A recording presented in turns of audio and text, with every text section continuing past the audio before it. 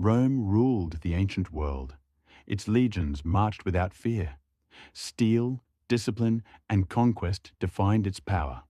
For centuries, Rome believed it was unstoppable. Kingdoms fell, armies vanished. No force dared to stand in its way. But in the year 9 AD, Rome did not lose to an army. Rome did not lose to a king. Deep inside a dark, unforgiving forest, an unseen enemy waited patiently. The trees became weapons, the rain became an ally, and silence became death. That day, a small tribe did the unthinkable. They broke Rome. This was the Roman Empire at its absolute peak. Unchallenged, unquestioned, unafraid. 3 mighty legions marched forward, nearly 20,000 elite soldiers, hardened by years of war and conquest. These were not recruits. They were veterans, men who had crushed rebellions and shattered kingdoms across Europe. To Rome, the Germanic tribes were insignificant, disorganized, primitive, weak. Rome believed victory was guaranteed. The land already belonged to them. The forest felt silent, obedient. But Rome didn't realize one thing. The forest was watching, and it was not Roman land at all.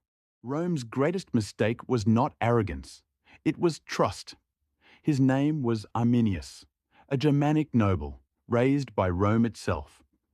He spoke Latin fluently. He wore Roman armor. He commanded Roman troops. To the empire, he was loyal, a symbol of Roman control beyond the frontier. But behind that loyalty burned a different vision. Arminius studied Rome closely, its discipline, its pride, its blind confidence. And in that confidence, he saw weakness. While Rome planned conquest, Arminius planned betrayal.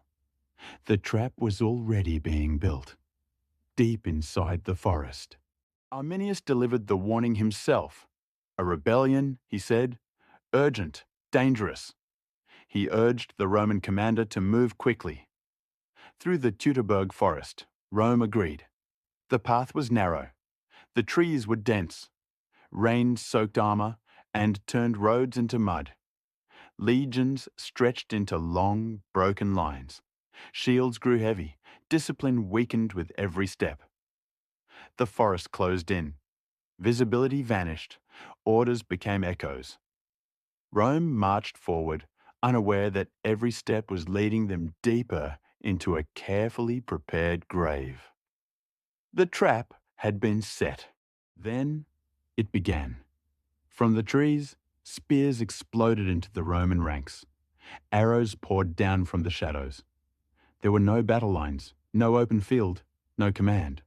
Roman formations shattered. Shields sank into mud. Heavy armor dragged soldiers down. The forest swallowed discipline. Visibility vanished. Panic replaced order. This was not a battle. It was a hunt. For 3 endless days, the Germanic warriors struck, vanished, struck again. Rome was cut apart. Piece by piece, legion by legion, the greatest army on earth was dying in silence. When the silence returned, Rome was gone. Nearly every Roman soldier lay dead. 3 legions erased from history. Their commanders chose suicide over capture. Their sacred banners, symbols of Roman pride, were taken by the enemy. Never before had Rome suffered such humiliation. Never before had an empire been broken by tribes it called primitive. The Teutoburg Forest stood quiet again. Birds returned. Rain washed the blood away. But Rome would never forget. This defeat did not just destroy an army. It shattered the myth of Roman invincibility forever. When the news reached Rome, the city froze in disbelief. The Emperor Augustus reportedly screamed into the night, "Give me back my legions!" Rome mourned in silence. Armor was hung in temples. Public celebrations were cancelled. For the first time, Rome feared the unknown lands beyond its borders. Germania was never fully conquered again. The empire stopped expanding north. The Rhine became Rome's final boundary. One ambush, one forest, one betrayal had changed the course of imperial history forever. Rome still ruled the world, but it would never feel invincible again. This moment proved a terrifying truth. Even the strongest empire in history will fall. Not because it is weak, but because it becomes careless. Rome had discipline. Rome had numbers. Rome had experience. But Rome underestimated its enemy, and it underestimated the land itself. Power without awareness is blindness. Strength without respect is fragile. In Teutoburg Forest, strategy failed. Arrogance was punished, and nature chose the winner. From that day on, every empire learned the same lesson. Victory is never guaranteed. Rome once ruled the known world. Its legions marched without fear.